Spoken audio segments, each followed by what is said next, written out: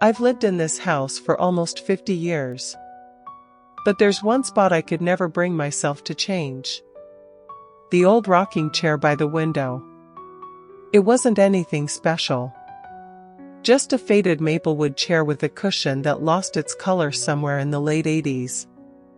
But that chair.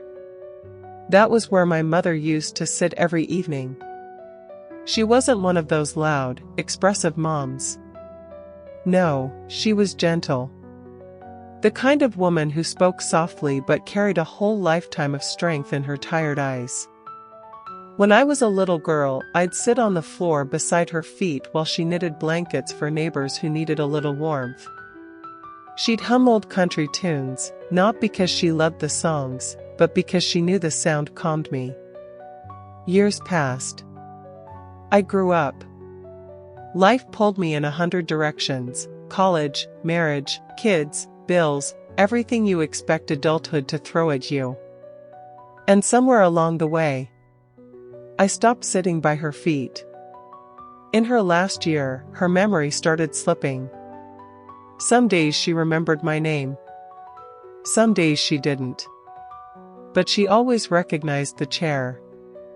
She'd pat the armrest gently, like she was greeting an old friend. One afternoon, the doctor told me she didn't have much time left. I brought her home, back to the only place where she ever felt truly safe. She asked me, in the faintest whisper, "Can I sit by the window today?" So I helped her into that chair. Her hands were colder than I expected. But she smiled, a soft, peaceful smile. We didn't talk. We just sat there, 2 generations breathing in the same quiet room. And when the sun dipped behind the trees, she exhaled. Slowly. And never breathed in again. Most people would have moved the chair away. Thrown it out. Started fresh. But I couldn't. That chair holds the imprint of her hands. The rhythm of her rocking. The last moment she ever spent on this earth. Some nights, when the house gets too quiet, I sit in that rocking chair.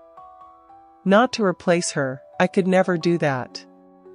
But to feel a little closer to the woman whose love shaped every part of who I became. People think grief fades. It doesn't. It just moves to the edges of your life. Until something, a smell, a sunset, an old wooden chair, pulls it right back to the center. And that's okay.